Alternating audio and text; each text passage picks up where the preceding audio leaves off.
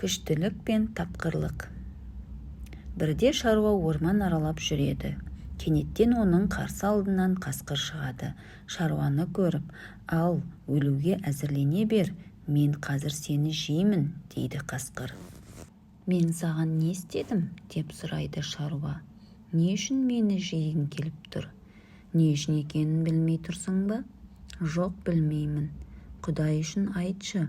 Бүгін таңертең сен апанымда жатқанымда ұйқы бермедің. Сенің тысырлатқан дабылыңнан басым әлі күнге қақсап ауырып тұр. Айналайын-ау, не деп тұрсың? Қайдағы дабыл? Мен тек қана жөтелдім ғой.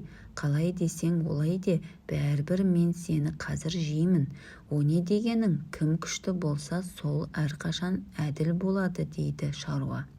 «Саған дауа жоқ. Егер мені жегің келсе, жей ғой. Тек бұлаққа барып жуынып келуге рұқсат ет.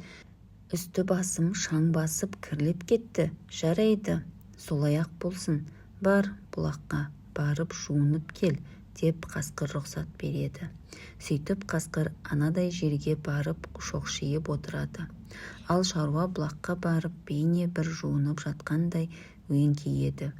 Сөйтіп ол бір жуан ағашты қолына алады. «Әзірмісің?» деп сұрайды қасқыр. «Әзірмін», дейді шаруа.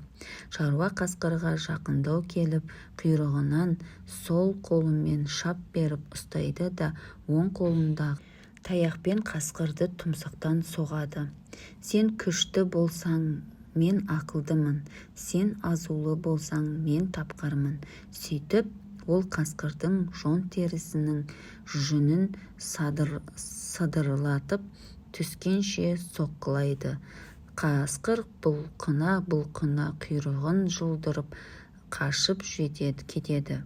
Қасқырдың құйрығы шаруаның қолында қалып қояды. Ол қасқырдың құйрығын дорбасына салып алып ілгері жүреді. Қасқыр сәлден соң есін жинап ұлый бастайды. Басқа қасқырларды шақырады.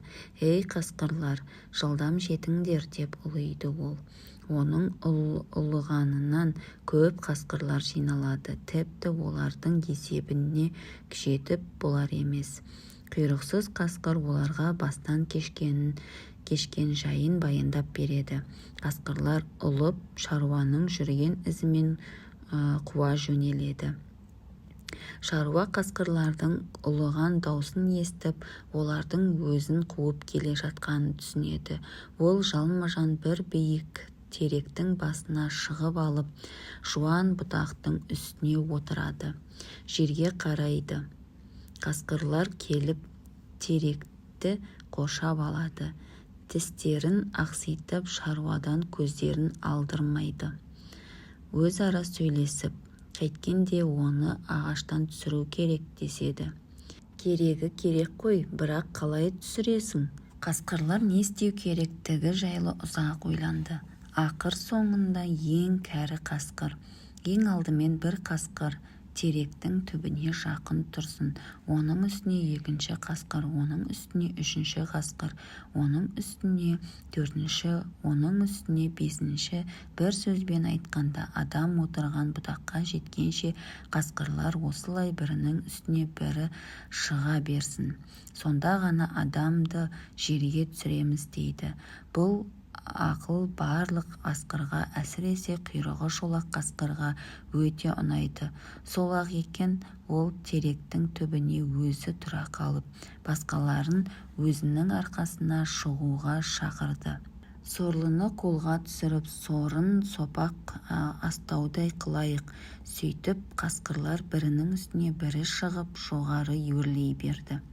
Ең соңғы қасқыр шаруаға тап берер сәт жақын қалады.